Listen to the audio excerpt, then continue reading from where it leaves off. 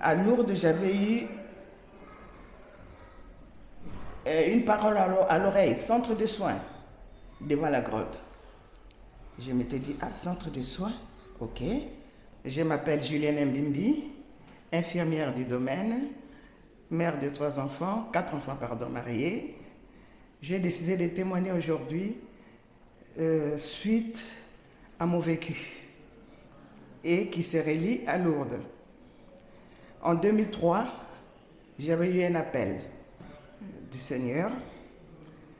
Quelques mois avant ça, j'avais eu des signes qui m'avaient poussé à discerner. J'avais senti qu'il s'est passé quelque chose en moi.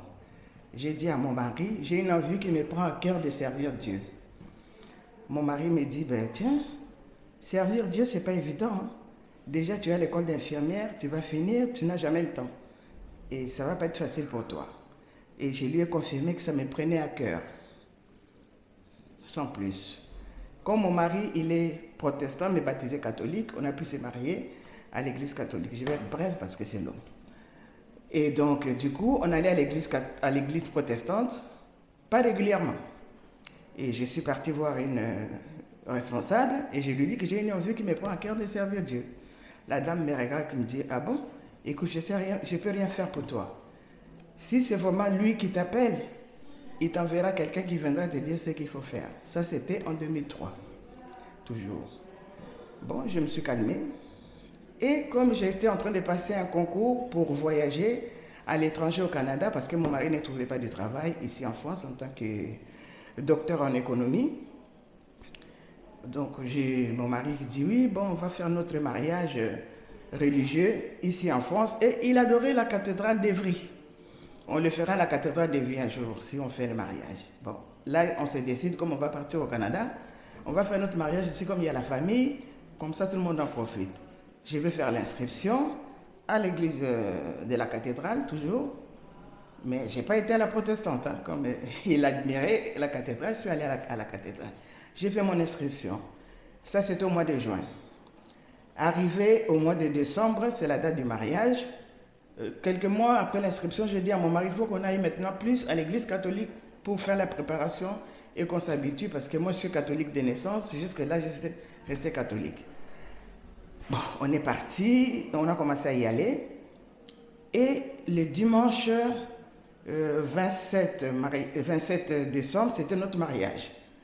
Le dimanche d'avant, non, samedi 27 décembre, c'était notre mariage. Le dimanche d'avant, à la messe, on nous a distribué 2 petites feuilles vierges. Non, à tout le monde, des petites feuilles vierges qu'on marque le mot qui nous a frappé de plus dans la cérémonie de l'église, de la messe. Et moi, j'avais marqué signe de croix, puisque c'était la profession de foi. Ils ont ramassé. Entre-temps, la veille, le samedi, j'étais hospitalisé pour une petite pathologie de rien du tout. Et je suis parti faire ma mammographie dans la clinique même. J'ai vu une dame qui portait la radiologue qui me passait la mammographie, portait une médaille à croix. J'ai admiré cette médaille. Elle m'a dit, je ne l'ai jamais achetée, c'est ma grand-mère qui me l'avait offert quand j'étais petite. Et je ne l'ai jamais quittée jusqu'à la fin de ma vie. Je rentre au centre, à midi on mange, à la clinique à midi on mange. On était en train de parler de tout et de rien. Il y avait une dame antillaise, moi et une française. On mangeait toutes les 3 à table. On discutait de tout et de rien. Du coup, la dame française qui commence à dire, moi j'aime bien voir Dieu. Que je le touche, qu'il vienne me parler. Oh, j'ai dit, mais pourquoi tu parles de ça? Elle nous dit, j'étais stérile. Mon médecin m'avait dit que je ne mettrais jamais d'enfant au monde. Et je suis allée à la messe, j'ai prié à l'église, j'ai prié, j'ai pleuré. J'ai dit à Dieu, donne-moi un enfant, que je puisse être mère. Cet enfant-là enlèvera ma solitude. Et j'ai eu 2 enfants. Ma solitude est partie et j'avais promis à Dieu, je porterai la croix jusqu'à la fin de mes jours. Moi, comme j'avais décidé de discerner, j'ai entendu la croix jusqu'à la fin de mes jours, le jour même 2 fois. Et du coup, le dimanche là, la feuille qu'on nous a donnée, c'est, j'ai marqué aussi la croix. Donc ça fait 3, Trinité. Et à la fin de la messe déjà, le dimanche, Quand la messe est finie, au moment des annonces, j'ai bien entendu, il y a quelqu'un ici présent, dans la salle, dans l'église, qui ressent une envie, qui lui prend à cœur de servir Dieu. Le Seigneur a fait un appel. Il y a plusieurs choses pour servir Dieu. Collecte d'argent, visiter les malades, balayer l'église, plein de choses, chorale, ils ont cité tout ça. Que cette personne vienne nous voir à la fin de la messe. J'ai touché mon mari, j'ai dit, ben, c'est pas moi qu'on appelle chéri. Il me dit, oui c'est toi, mais tu n'y vas pas, tu vas te faire remarquer. Tu as déjà pris la décision qu'après notre mariage, tu iras visiter les malades dans les hôpitaux. C'est déjà un engagement. Ne va pas te présenter. Je ne suis pas allé. Il m'a ramené à l'hôpital parce que j'étais à l'hôpital, j'avais juste demandé la permission. On avait une fête le samedi, j'ai demandé l'autorisation pour revenir le samedi soir, mais il y avait du retard et j'ai dormi à la maison. Donc il allait me ramener à l'hôpital le dimanche là. Il m'a ramené à la clinique le dimanche. Quand il est parti, j'ai commencé à discerner. J'ai dit, ben tiens, hier j'ai vécu le signe de la croix 2 fois. Aujourd'hui, le papier que j'ai marqué, croix aussi, ça fait 3, Trinité. Et l'appel, j'avais vraiment une envie qui me prenait à cœur de servir Dieu et c'est ma phrase. Finalement, il y a un appel. Bon, j'appelle mon mari, je dis, puisqu'on discernait à 2, il m'a dit, ah oui, c'est ça, il y a vraiment quelque chose. Ok, j'ai multiplié les invitations, tout ça. On avait eu plein d'invités, notre mariage s'était passé super, incroyable. Préparé en 6 mois. Valls nous a donné une salle parce qu'il travaillait avec ma fille aînée. Il nous a donné une salle gratuite.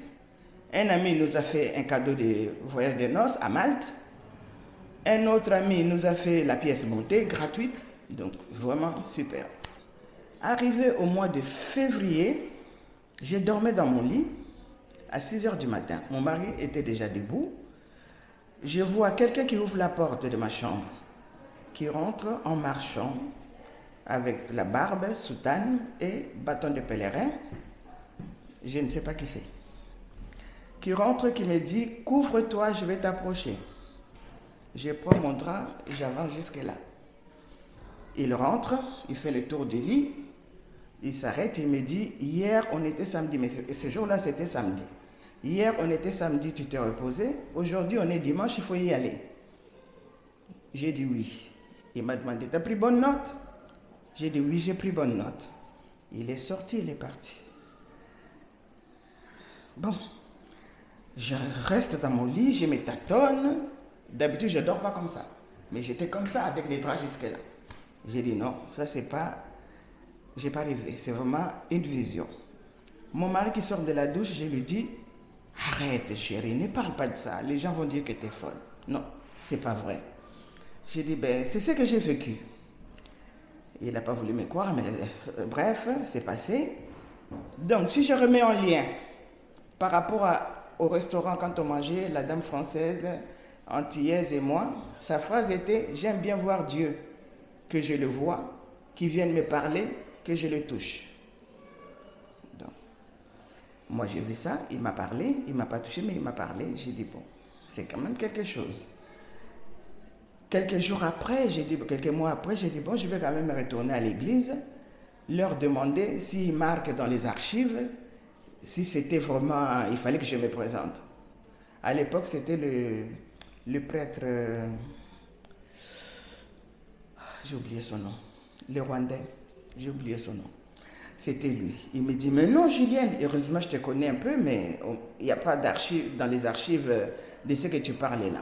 J'ai dit, il y a vraiment eu l'annonce. Il m'a dit, non, on n'a rien marqué dans l'archive, je ne vois pas qu'est-ce que tu parles là. Bon, laisse tomber.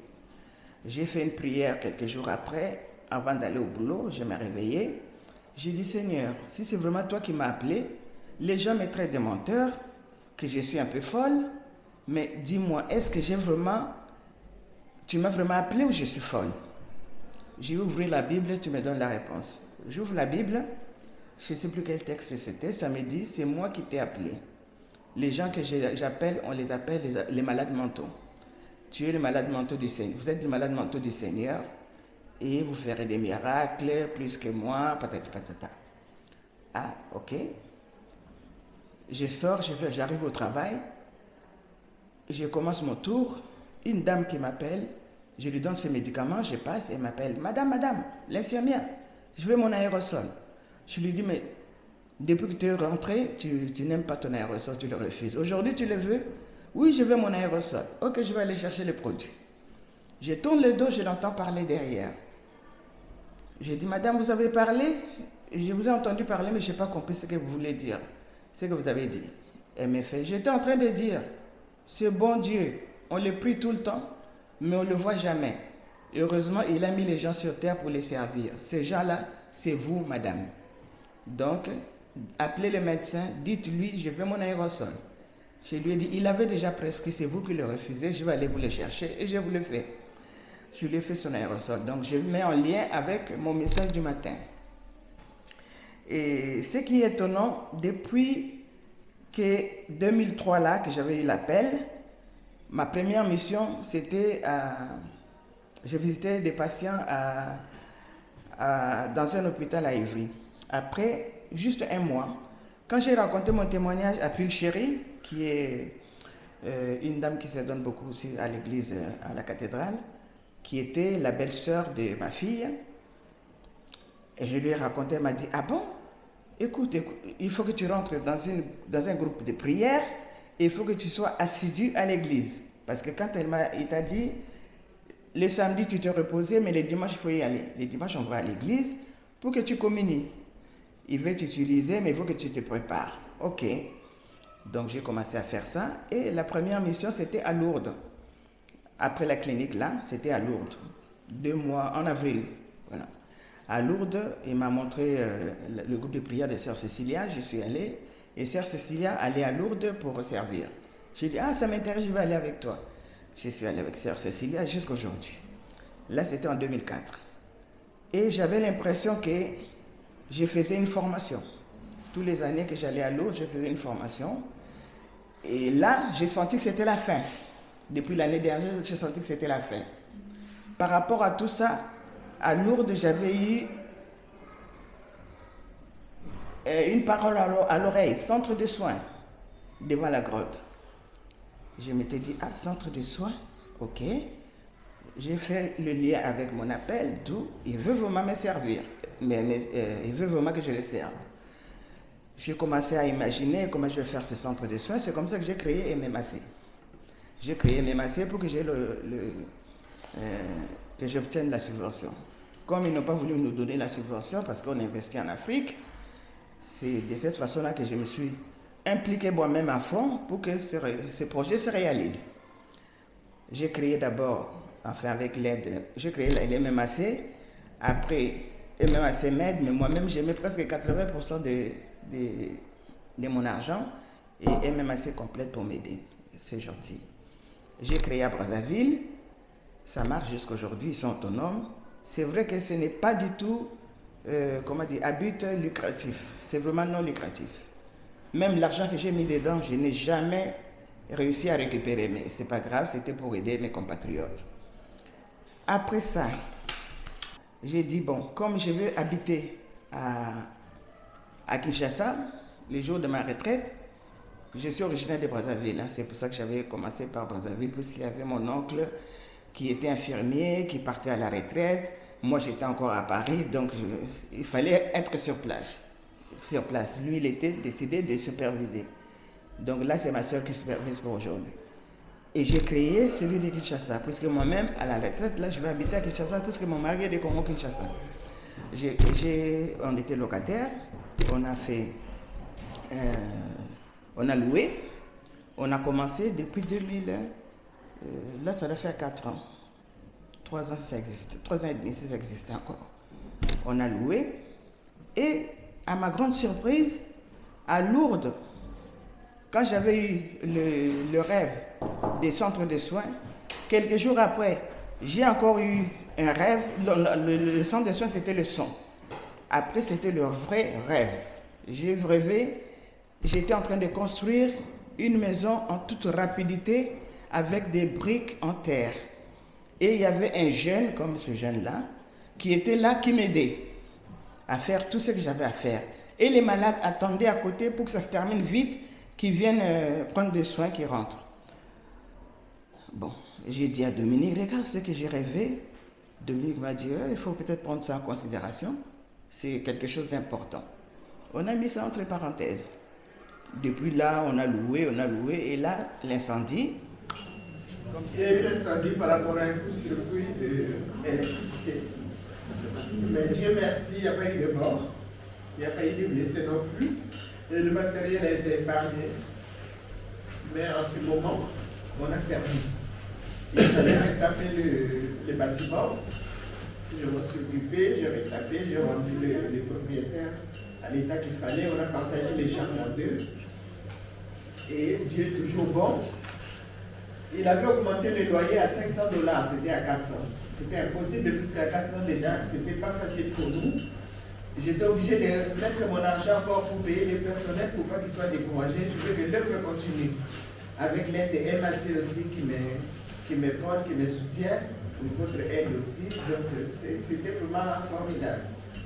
Et là, quand ça cramait, comme j'ai dit, Dieu est toujours bon. Il nous a donné l'argent en peu de temps, je l'avais dit dernièrement, je ne sais pas si vous vous en souvenez, en peu de temps, depuis le mois de... Je suis revenu au mois de mars, j'ai commencé le travail au mois d'avril, non, au mois de mai, je ne pensais même pas que j'allais reprendre, j'avais très mal au dos et ma sciatique me faisait très mal, mais aujourd'hui, ceux qui m'ont vu marcher, et aujourd'hui, vous voyez que je suis quand même mieux que ce que j'étais l'année dernière. Donc, j'ai réussi à reprendre mon travail. Avec ma retraite qui est tombée au mois de juin, je n'avais pas d'employeur parce que j'ai travaillé dans des contrats à chaque clinique. Donc je n'avais pas de décompte final. Mais le temps de préparer, depuis ma date de départ jusqu'à ce qu'ils bloquent, ils m'ont restitué ce qu'il fallait. Et j'ai travaillé aussi dur comme d'habitude. J'ai réussi à acheter un terrain pour $20 000. Plus ou moins $20 000 à Kinshasa. Et j'ai commencé la construction. Fin novembre, on a commencé. On est déjà au niveau de la ceinture. La ceinture, c'est pour mettre des tonnes après. Mais il me manque la finition. Il faut faire les carreaux, les plafonds, des portes, des fenêtres, tout ça. Faire des finitions. Donc là, j'en peux plus. Je suis fatigué. Comme je témoigne toujours, l'incendie a eu lieu au mois de novembre. Et en décembre, j'ai commencé à chercher une autre location. J'avais même pas un sou dans ma poche. Tout d'un coup, les opportunités se présentent. Ma retraite est tombée, comme on était en train de calculer, ma retraite est tombée avec des primes, comme je retravaillais encore avec les primes. J'ai réussi à acheter, j'ai réussi à construire, ça m'épate. Moi-même déjà. Donc c'est le rêve que j'avais vu en train de construire parce que j'avais dit les briques en terre, ça doit être en Afrique. Et c'est ce qui se passe aujourd'hui. En toute rapidité, et c'est en toute rapidité aussi, au jour d'aujourd'hui, la toiture est faite, la clôture est montée. Donc ça m'épate, ça me dépasse. Ce qui dépasse, c'est de Dieu.